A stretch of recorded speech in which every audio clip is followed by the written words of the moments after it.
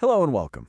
Today we're going to dive into a really powerful idea, a journey not to some faraway place, but inward.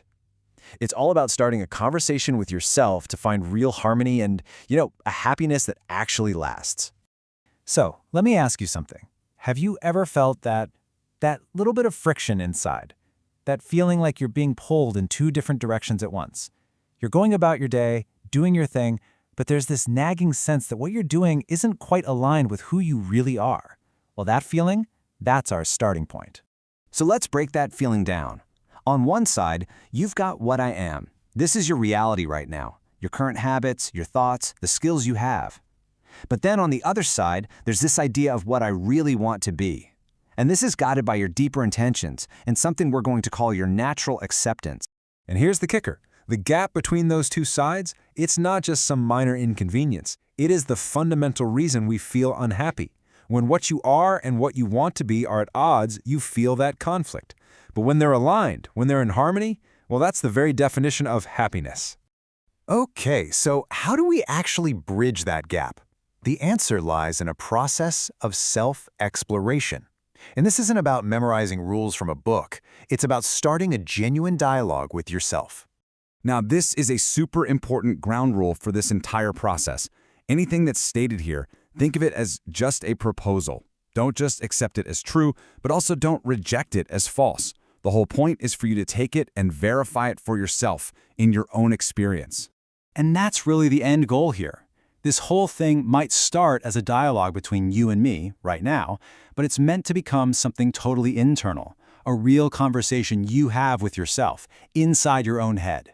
But for that inner chat to go anywhere useful, you need a guide, right? You need something like an inner compass. And that compass is what we're calling natural acceptance. It is the key to everything. So what is natural acceptance? Well, think of it as that deep down gut feeling of what is fundamentally right and valuable. It's not something you're taught, it's just part of being human.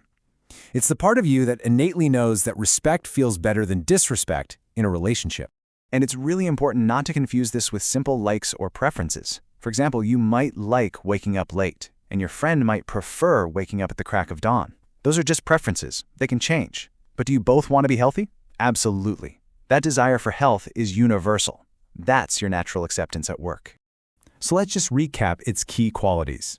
It's innate, meaning you're born with it. It's invariant, so it doesn't change with time or where you are in the world. And it's universal. Every single human being has it. That's what makes it such a reliable compass. All right, so we've got our compass. Now, how do we actually use it? Well, it's a really practical two-step verification method.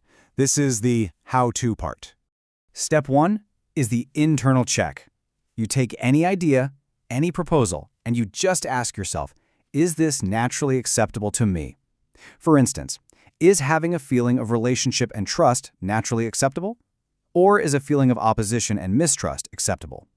Your natural acceptance will give you a very clear answer on that one. Then comes step 2. You've got to validate it through your own experience. It's not enough to just feel something is right. You have to take it out for a spin in the real world. Try living by that proposal. See what happens.